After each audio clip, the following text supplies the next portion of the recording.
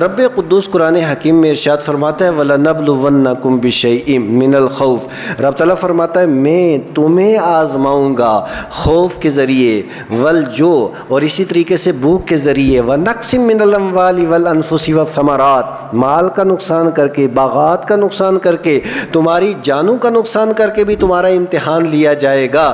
اب صاف ظاہر ہے کہ جس کا باغ سارے کا سارا اجڑ جائے تو اس کے دل سے پوچھئے، جس کی فصل ساری کی ساری ویران ہو جائے اور ختم ہو جائے اس کے دل سے پوچھئے، اور جو آدمی بھوکا پیاسا ہو اور کھانے پینے کا کوئی پاس اس کے کچھ بھی نہ ہو تو اس کے دل سے پوچھئے کہ اس کے یہ لمحات کس طریقے سے گزر رہے ہیں۔ یعنی یہ ساری وہ چیزیں ہیں جس سے بندے کو تکلیف ہوتی ہے۔ اب جب بندے کو تکلیف ہوتی ہے تو بندے کو کیا کرنا چاہیے؟ لَقَدْ كَانَ لَكُمْ فِي رَسُولِ اللَّهِ أُسْوَةٌ حَسَنَةٌ، اللہ تبارک و تعالیٰ نے ہمارے لیے بہترین نمونہ نبی پاک علیہ السلام کی سیرت کو رکھا ہے۔ حضور کی ذات، حضور کی سنت، حضور کا طریقہ، یہ ہمارے لیے رول ماڈل ہے اور یہ ہمارے لیے نمونہ ہے، یہ ہمارے لیے نقشہ راہ ہے۔ اب آقا کریم علیہ السلام کی زندگی کے اندر دیکھیں، بھوک کے ذریعے بھی مصطفیٰ کریم علیہ السلام کا امتحان ہے، مال کے نقصان کے ذریعے بھی آقا کریم علیہ السلام کا امتحان ہے، وطن کی قربانی کے ذریعے بھی نبی پاک علیہ السلام کا امتحان ہے،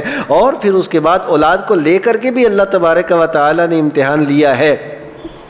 اب آقا کریم علیہ السلام نے ہر ایک موڑ پہ اور ہر جگہ پہ جزا و فضا سے کام نہیں لیا، بلکہ ہمیشہ صبر اور شکر سے اللہ کے پیارے محبوب علیہ السلام نے کام لے کر کے ہمیں اور آپ کو یہ پیغام دیا ہے کہ حالات کس طرح کے بھی آ جائیں بندے کو ہمیشہ صبر کرنا چاہیے۔ اب اس صبر کا اجر کیا ہے؟ میرا رب فرماتا ہے وَبَشِّرِ الصَّابِرِينَ الَّذِينَ اِذَا، کہ وہ یہ جو جتنے بھی صبر کرنے والے ہیں، وَبَشِّرِ الصَّابِرِينَ الذین اذا، کہ یہ اذا اصابتہم مصیبہ، کہ جب ان کے اوپر کوئی مصیبت آتی ہے، قالوا، یہ پکار اٹھتے ہیں، انا للہ و انا الیہ راجعون، کہ ہم بھی اللہ کے ہیں اور اللہ ہی کی طرف لوٹ کر کے جانا ہے۔ یعنی دینے والا وہ ہے، لینے والا وہ ہے۔ اب جب بندہ صبر کرتا ہے اسے ملتا کیا ہے؟ کہ صبر والوں کے اوپر اللہ کی رحمتیں نازل ہوتی ہیں، اور صبر والے جو ہیں وہ ہدایت کے اوپر ہیں،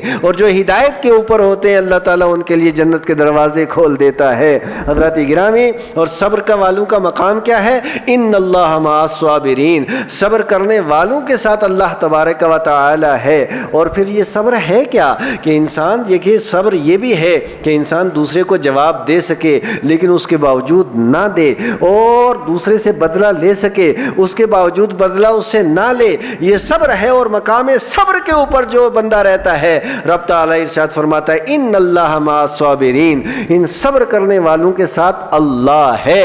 اور اللہ جس کے ساتھ ہو جائے تو پھر آپ سمجھ سکتے ہیں کہ اس کا مقام، اس کا مرتبہ اور اس کی شان اور اس کی عظمت کیا ہوگی۔ ایک تو جب مصیبت آ جائے تو مصیبت کے اوپر صبر کرنا یہ مسلمان کا کام ہے، لیکن جس پر مصیبت آ جاتی ہے وہ تو صبر کر رہا ہے، لیکن اس کے ساتھ ہمارا رویہ کیا ہونا چاہیے، ہمارا اس کے ساتھ برتاؤ کیا ہونا چاہیے، اور اس کے تعلق سے ہمارے دل کے اندر کیا کیا چیزیں ہونی چاہیے۔ حضرت انس بن مالک رضی اللہ تعالی عنہ حدیث کے راوی ہیں، بیان کرتے ہیں نبی مکرم نور مجسم سید عالم صلی اللہ علیہ وسلم نے ارشاد فرمایا، محشر کا جب میدان قائم ہوگا نا تو جنتی لوگ جنت کی طرف جائیں گے اور جہنمی لوگ جہنم کی طرف جائیں گے۔ اتنے میں ایک جنتی گزرتا ہوگا اور اس کے پاس سے جہنمی گزرتا ہوگا، وہ جہنمی اس جنتی سے کہے گا آپ مجھے پہچانتے ہیں؟ تو وہ کہے گا نہیں میں تو نہیں پہچانتا۔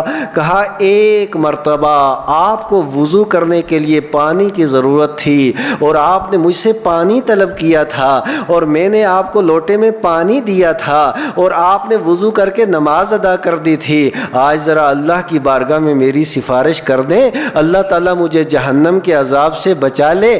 وہ فوراً اللہ کی بارگاہ میں عرض کرے گا مولا تو غفور الرحیم ہے، اس نے دنیا کے اندر میرے ساتھ حسن سلوک کیا تھا اور پانی کا ایک لوٹا مجھے دیا تھا جس کے وضو کر کے میں نے نماز ادا کی تھی، یا اللہ آج میری سفارش اس کے حق میں قبول فرما۔ حدیث شریف میں اللہ کے پیارے محبوب فرماتے ہیں اس ایک لوٹے پانی کی برکت سے اس کی سفارش قبول کی جائے گی اور اللہ تعالیٰ اسے جنت عطا فرما دے گا۔ یہ ہے مخلوق کے ساتھ حسن سلوک کرنا۔ اور پھر ایک اور شخص آئے گا، وہ کہے گا آپ مجھے جانتے ہیں اس جنتی سے؟ وہ کہے گا میں تو نہیں جانتا۔ کہا آپ نے مجھے ایک کام کے لیے بھیجا تھا نا، اور پھر میں نے وہ کام آپ کا کر دیا تھا۔ مثال کے طور پہ مجھے آپ نے بازار میں بھیج دیا تھا اور میں سودا لے کر کے آ گیا تھا، مجھے آپ نے کسی بندے کے پاس بھیجا تھا، میں نے وہ کام کر دیا تھا۔ تو اس طریقے سے جب وہ یہ کہے گا تو فوراً وہ کہے گا ہاں مجھے بات یاد آ گئی، کہا میری سفارش کیجئے، اور اس کے بعد جب اس کی سفارش کی جائے گی تو اللہ تبارک و تعالیٰ اس کی سفارش بھی قبول فرما کر کے اسے جنت کا حقدار بنا دے گا۔